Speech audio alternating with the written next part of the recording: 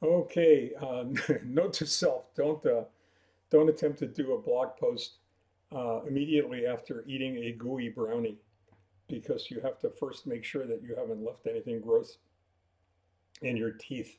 Um, and thank you for indulging me for last night. There was just nothing left in the tank. I had no fuel left to do a blog post last night other than the one I did explaining why I wasn't doing a blog post. Um, In any case, today is Thursday. It is October 17th, 2019, journal number 198, T plus 198. I'm glad to be here. I'm glad to talk to you. I think we're going to have to go ahead and recognize the fact that immediately after a patient family advisory council meeting where we're talking about things like service excellence and culture and maintaining uh, an unparalleled experience for patients and family members uh, with uh, my love of leadership and management issues that we're going to wind up talking about stuff like that. It's certainly the day or a couple of days after. And I think it's important because when we talk about culture or service excellence, I think that we never dive as deeply as we probably could or we probably should. And there are lots of reasons for that. Uh, One, I think, is that we fail to recognize that when we talk about culture, we're talking about it in the context of it being a noun. You know, we're describing a person, place, or thing, which is the definition of what a noun is all about. And we don't take the time to recognize or appreciate the fact that what we're really talking is how that noun translates itself, how it manifests itself into the realities that we're all facing every day. Um, so before we do anything else, let's talk about this whole issue of culture because culture is around us everywhere. I mean, culture is surrounding us.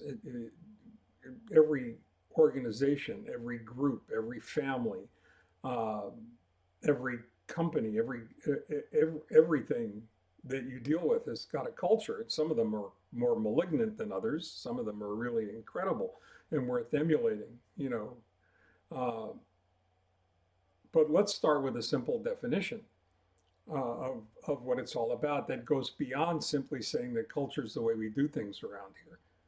You know, because more often than not, culture really is, uh, unless it's being investigated by a third party, by someone who's detached, uh, who's not emotionally involved, uh, culture is really all about the actions that take place surrounding those statements of value or principle. So um, the definition beyond this is the way we do things around here, because really what that means is this is the way we say we do things around here, unless somebody's validated the fact that that those words translate themselves into reality, is is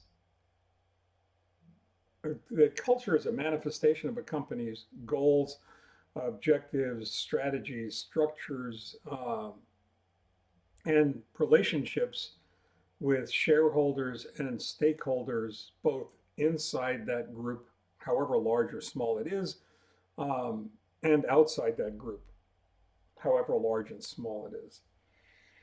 So it's important that we recognize that we understand that that's what it's supposed to be, because a statement of culture or a description of culture is pretty much like it's pretty much like a budget.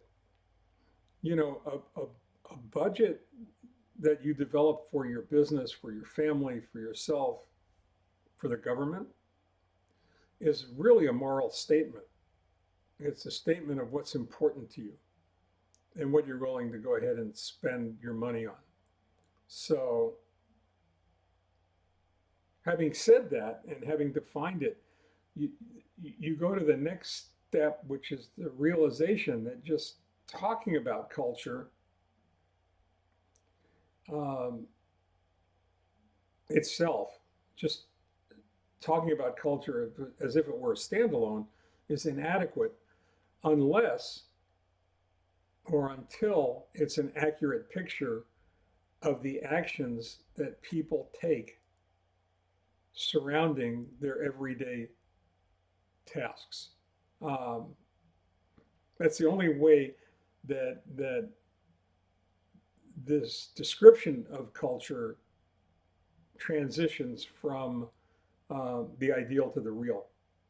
The only way it moves from being a noun to being a verb, or at least the representation of many verbs in that context. In order to do that, in my opinion at least, culture has to be um, it has to be recognized, it has to be assessed, and it has to be supported by everyone in the organization, everybody in the family, everybody in the company, everybody in the corporation. Um, and then there have to be a series. Uh, well, let me just stop there. What I was going to say is that there have to be a series of processes and systems built around that. But stay with me here for a second. The issue is cultures tend to materialize without conscious thought. In many cases, the culture is the manifestation of the way people act and react until someone recognizes that it's positive and powerful and worth replicating, in which case they build systems and processes around those actions so that they can onboard somebody, they can bring somebody on board and have them understand the way we do things around here, have them recognize what's supposed to be done, when it's supposed to be done, how it's supposed to be done. And those things are critically important. They're critically important for any organization. But having those systems and processes in place are not enough. Uh,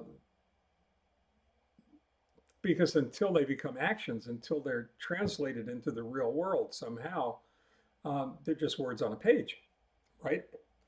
And we've all come in, it's really hard if you've got any mileage on you at all, if you've got any years under your belt or, gray in your beard, in my case, or in your hair, you've all been confronted at one point or another with words on a page when they're meaningless. Or at least you feel like they're meaningless. You feel like they have no substance. When you have a culture of competence and quality and caring and compassion, you don't need words on a page, realistically. People are going to go ahead and help other people regardless of whether or not it's written down or whether you're supposed to. They're going to help other people because it's part of their nature. They're going to help other people because it's part of who they are. It's part of their DNA. Um, they're going to help other people because they can't help themselves. They have to. They must. They're compelled. They need to know that other person is doing well. So when we talk about these issues of culture, we're talking about principles and values, and we're talking about living those principles and values. Um, we're also talking about reinforcing them and recognizing them and showing appreciation for them because they are what make exceptional companies, exceptional corporations, exceptional organizations um, real. And that is a manifestation of the work of exceptional people, um, people with shared values, shared principles. So that's a lot to think about. I recognize that it's a lot to think about, but I think it's worthy of thought.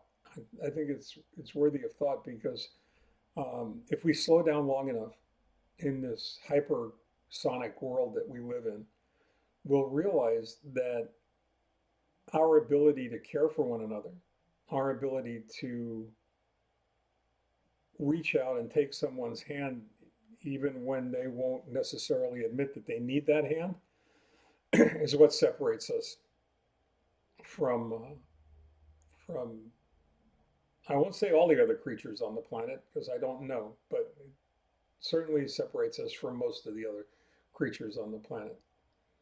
So while you're thinking about that, I'll be thinking about tomorrow and a bunch of really cool things that are happening then. So until then, stay well, take care, know that you're really appreciated, and that I think that perhaps we're developing a culture worth thinking about and talking about and exploring. Till tomorrow.